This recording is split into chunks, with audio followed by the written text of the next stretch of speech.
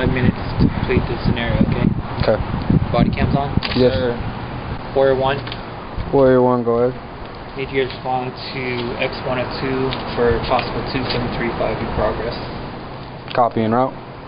Copy. Warrior 1. Warrior 1, go ahead. 906. Copy.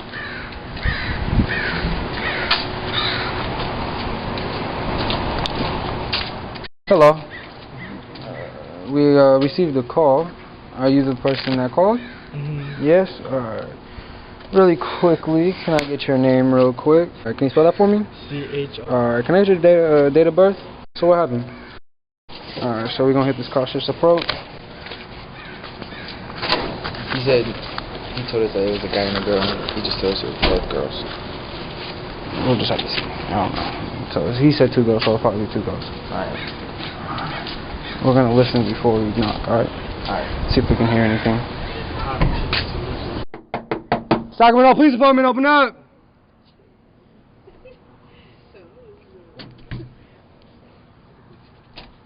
What do you want? Hello, hey, we have a call. Is it okay if we come inside and Why? take a look around? Why? Open the door. Do you have a warrant? No, ma'am, we need to come inside. We have reason to believe. Did she call you guys? Ma'am, can we please come inside and figure? Can we She's come lying. inside? All right, I ain't all right, putting let us come inside and we can figure this out together, okay? All right. Can I put your hands on your head for me, please? Turn around. All right, interlace your fingers. Yeah, that's not me. I get stabbed or poke me or hurt me. That's it.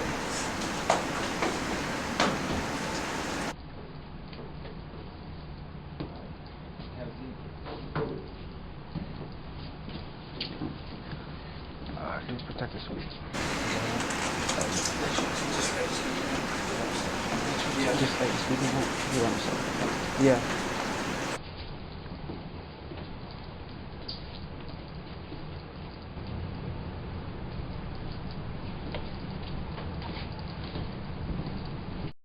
All right, ma'am.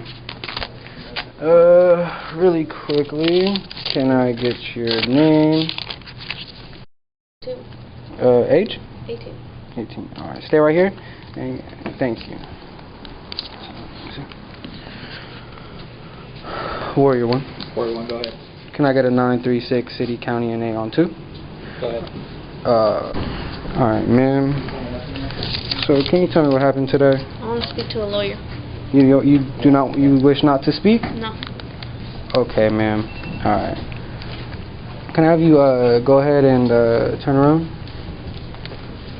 Put your hands on your head. Jacob, so I woke up. Yeah. I already know there's head injury, so I'm calling for code 2, fire an ambulance to have it checked. You have to see. Who has the head injury? She does? Yeah. Okay.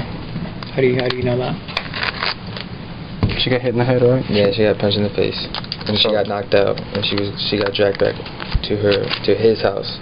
So you were hit in the head, and we're not trained professionals, so we're gonna call fire and ambulance to come and check you out. If you choose not to receive their help, then that's up to you.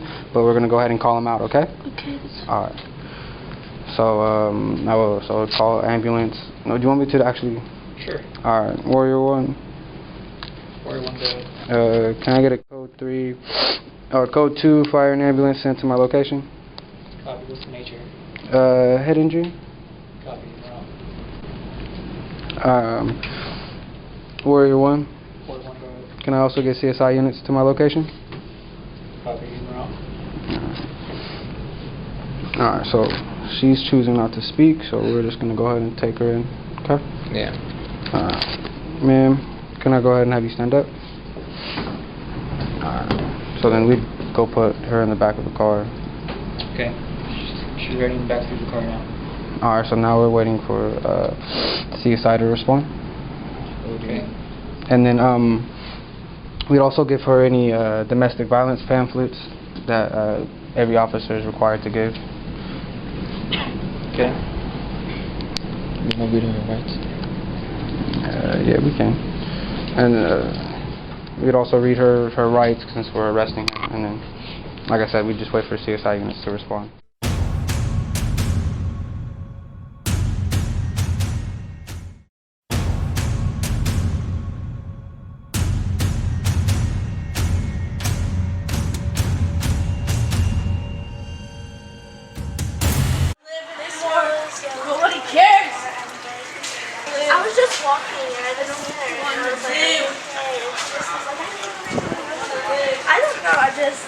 so concerned about her. Yes. One more. Oh wait, you're welcome. Point. Ma'am, we're here to help you. Ma'am, what's wrong? No.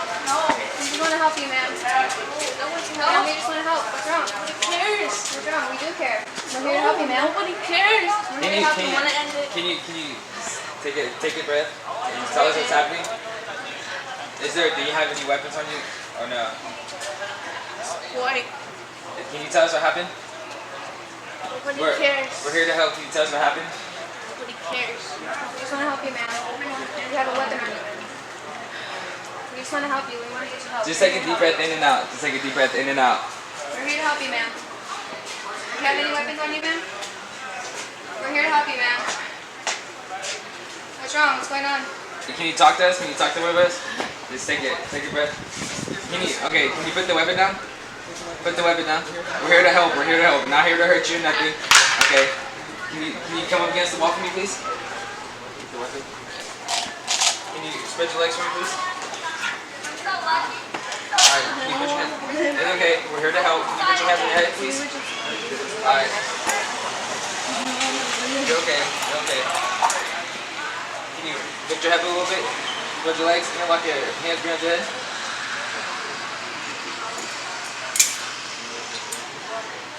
Watch your move for me.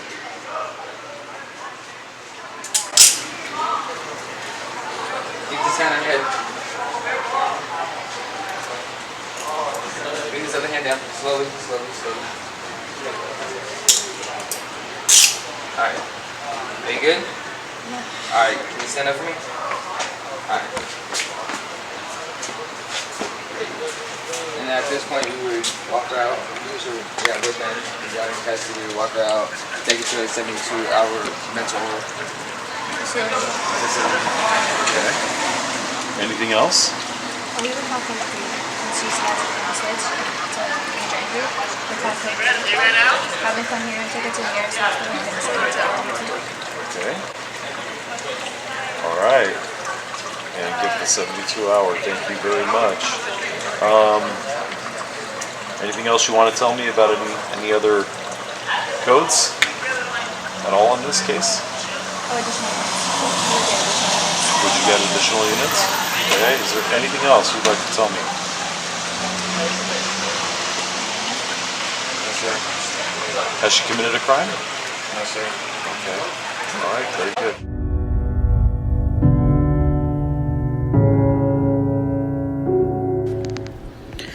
My name is Alexandria Barrows, and I was the Academy Commander of the 2016 class.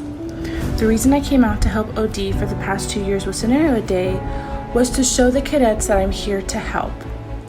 We all have experienced this feeling of being nervous and not feeling confident in ourselves, and I wanted to show the cadets that it is okay to feel scared and that it is okay to be nervous. This is the reason for Scenario Day. It is to build up the confidence and to get the cadets out of their comfort zone.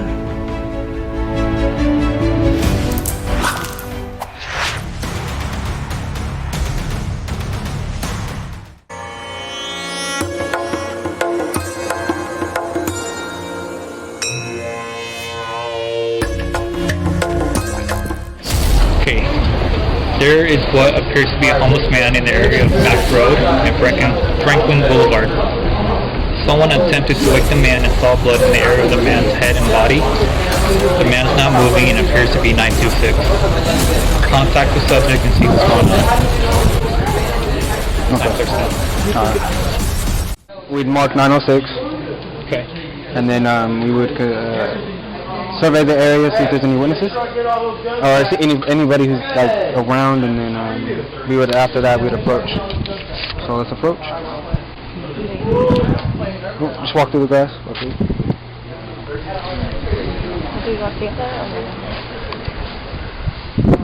Hello, Sacramento Police Department. Excuse me, sir. Can you hear me? Where's the Sacramento Police Department?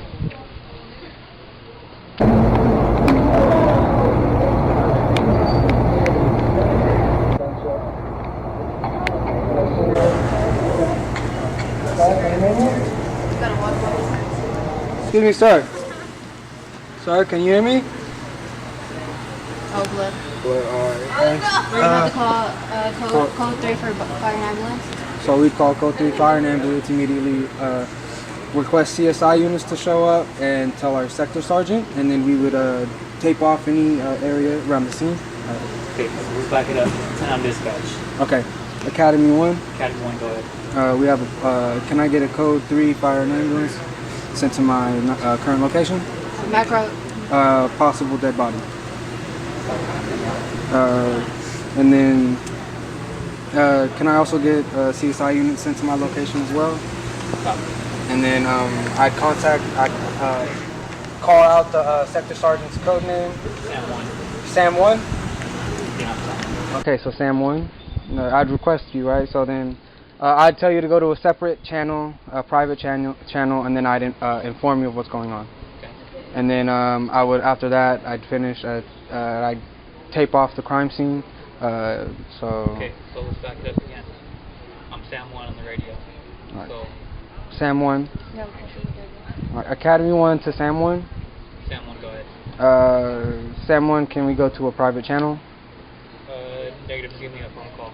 Phone call? Copy. What's your, do I have your phone number? Then you call me. Alright. I'm on the phone with you. Okay. So tell me what's going on. Alright, so we got a possible 926. I don't know our location. Like, I tell them the location, and then I just tell them the general estate and stuff like that. And so we have them face down. There's blood. You see 2 gun shells, and there's water bottle, and then there's also some cigarette butts as well. So then now we'd call CSI once these were deceased, we'd let CSI come in and then show them the basic outline of the scene, and then we'd release the scene to them. Okay, how would you call for CSI on the radio? Dispatch. What's the Academy 1. Academy 1, go ahead. Can I get CSI units sent to my location? And then once I get, do they have a caller tag? For what? For CSI? No, I'll handle that. Oh, okay. Okay, CSI's en route. Copy. And then, yeah. Okay. And you say you would lay out the crime scene tape? Yeah. Okay. Tell me. So, like, show you? Yeah. Well, if we got to canvass the area, because we got to make sure we know what's Yeah. evidence and what's not evidence. So, Hey, so I'm going to be careful for any footprints. And then we would wait for CSI to arrive on scene, and then we'd brief them on the crime scene, and then from there they'll take over. Okay. So this is where you guys will tape it off from? Yeah. Okay. And what's the reason for this? So that this way we can't, nobody can contaminate the crime scene. Okay. And we also don't know exactly we're if there may be possibly more evidence in this area. Okay. So. All right. We canvassed the grass. We didn't find anything. So there's the dead body. We have 2 cigarette butts, and then we have the 2 gun shells, as well as the actual body itself. We didn't find anything else around the scene, but. My name is David Allen. I'm a 22-year veteran with the Sacramento City Unified School District. When I started in 1998, I had the privilege of working with the Criminal Justice Academy at Hiram Johnson High School for a year and really enjoyed it. I enjoyed the program, the cadets, the paramilitary structure. I thought that was extremely important for young people, especially those who don't have much structure in their lives, and I thought this would be something I'd like to really do and be a part of. It would be about another 15 years before I was able to realize that dream when I was at C.K. McClatchy High School and I became the lead coordinator of the Criminal Justice Academy with Officer Fillmore Graham. Those 3 years were amazing years, and recently, as I moved to the junior high level, I was able to replicate that and start the first Criminal Justice Academy for the Sacramento City Unified School District at Wilsey Wood Middle School. The exciting thing now is that we get to partner up with the academies in general, but specifically Hiram Johnson's Criminal Justice Academy. Recently, I was able to join Officer Davis for his Can I help you, ma'am? You have a weapon on you, ma'am. event at the school where We just want to help you. We want to we get you help. We're here to help you. watched various scenarios played out with traffic stops. And in particular, the one I was a part of was the mental illness scenario. I had no idea what I was in for to participate and provide instruction and feedback to cadets who were on a 5150 call. These students or cadets were tasked with approaching correctly, identifying themselves, talking to the subject, and going through the protocols and procedures that are necessary to comply with law enforcement rules and regulations and guidelines. At the end, I was able to give feedback, meet with the cadets, and go over the scenario with them. I was extremely impressed with the maturity and the professionalism that the cadets gave this. A good portion of the students who are enrolled in the Criminal Justice Academy at Hiram Johnson High School are Wilsey Wood students formerly. It is exciting to me to see these same kids being developed into strong young men and women through leadership and guidance. I am eagerly anticipating what comes next for the students I have now and what the future is going to be for this program.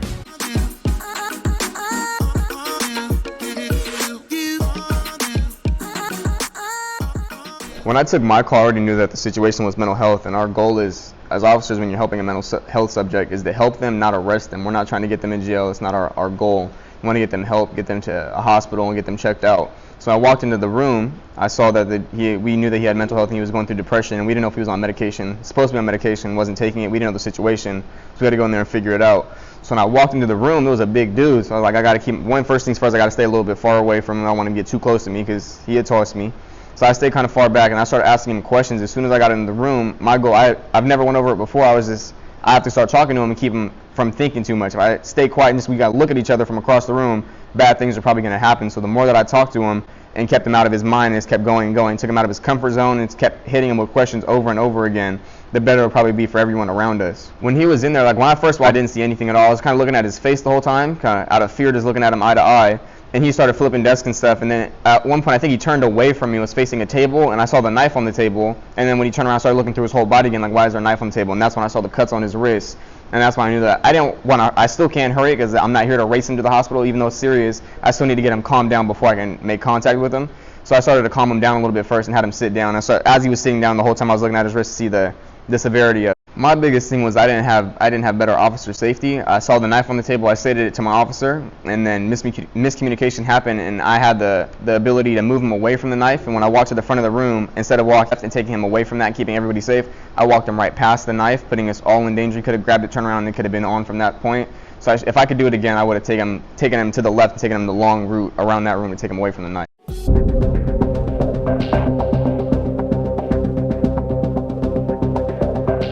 It was a really cool experience to complete each scenario. In the beginning, I was nervous because I did not know what to expect, but after taking statements, I was more confident.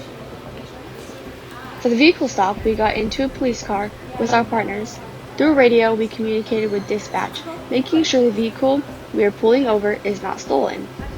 Then you get out of the squad car and cautiously approach the vehicle, getting the driver's license, registration, and proof of insurance. You walk back to your squad car and run a 936 check and a 978 check on the driver. When dispatch says the driver is clear, you walk up to the vehicle, then give them their documents back and let them go with the warning.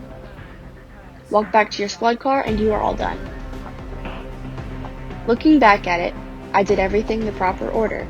I was just really nervous the whole time. It is amazing to have this opportunity being a teenager. Not every kid in high school has the resources to work with police officers. Within my first year of this academy, I've learned so much already. Why officers react the way they do, and why they are so nervous about vehicle stop. I've always had respect for officers, but now it's so much more. In the academy, you grow a relationship with the officers. I'm so glad that I had the opportunity to be in this academy.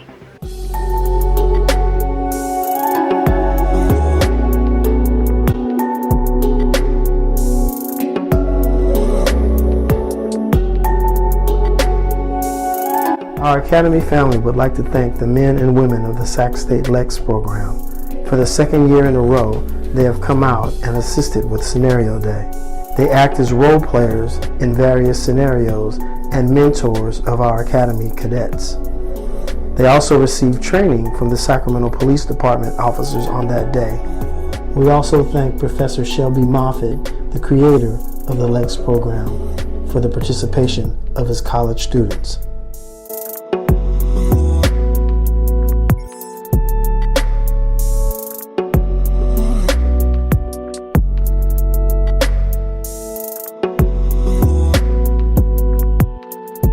The Law Enforcement Candidate Scholars Program has been extremely beneficial to me during my time at Sac State. Through the program, I was able to secure a job with the California Highway Patrol after I graduate. We focus on camaraderie, leadership, academic achievement, and community service. A few of the benefits of the program are receiving training that no one else gets. Through our partnership with the CHP and Sacramento Police Department, we are able to go to their academies and receive training that no one else in the hiring process gets. The officers we work with are also there to mentor us and help guide us through the often intimidating hiring process by answering any questions we may have. We also focus on physical fitness since it's such a big part of a career in law enforcement. This helps us build camaraderie and lasting friendships with those in the program while also helping us practice leadership and team building. Along with this, we participate in community service events since law enforcement isn't all about arresting bad guys, it's also about serving your community. This program helps prepare us and puts us a step ahead when we one day attend the police academy. Final episode of Law Academy's Scenario Day 2020. Cadets Gonzalez and Velasquez respond to a strong-arm robbery call, while CSI cadets respond to a domestic violence and homicide call.